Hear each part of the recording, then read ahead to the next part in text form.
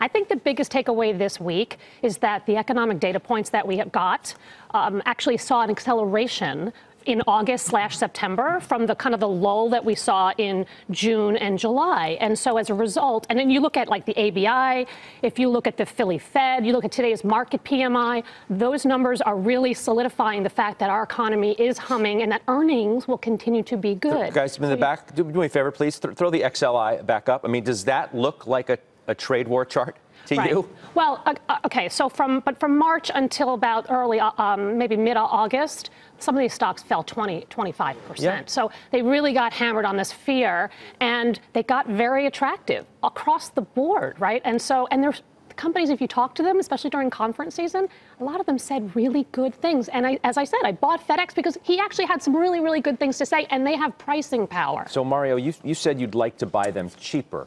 Do you think you'll get that chance? Well, occasionally you do because of the quants and algos and Momo, and you come in the morning and you see a headline and stocks are down 10%. Yeah, unfortunately we're too patient sometimes. But independent of that, there are so many interesting areas.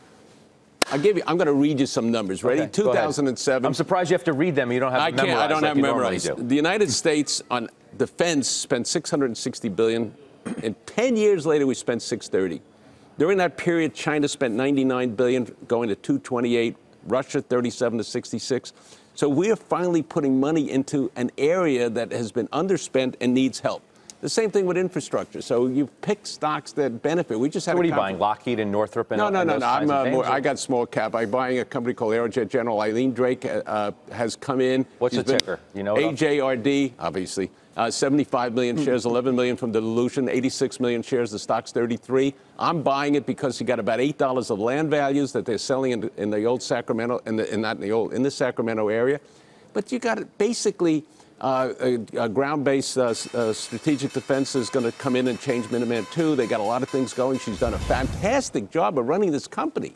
And so she's only been there for 2 years. Another one in the mid-cap area is Textron, which makes commercial business jets, but also has a lot of stuff in the avionics business and in the military area.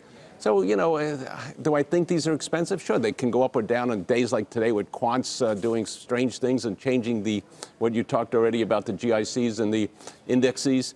So that's an area that just, to me, has huge tailwind. But you're also, maybe I'm reading too much into it, but it seems to be by picking these kinds of stocks, you're also in the same breath sort of highlighting the fact that maybe value is a little bit harder to find, and you have to go for some of these more, I don't know if that's what I've been doing. I've been doing it for only 55 years. Yeah. That's what we do. Well, look, I mean, the people are concerned, like Cat announces, maybe we're seeing a peak in earnings. Meanwhile, that's not what happened. PACCAR, we just had an analyst over in Hanover, Germany, and dealing with a conference on how strong the truck market is in Europe, how strong it's in the United States, and how long there's legs to it. So, how do we pay the truckers? How do we get that transportation cost down? How do we get the oil bill down?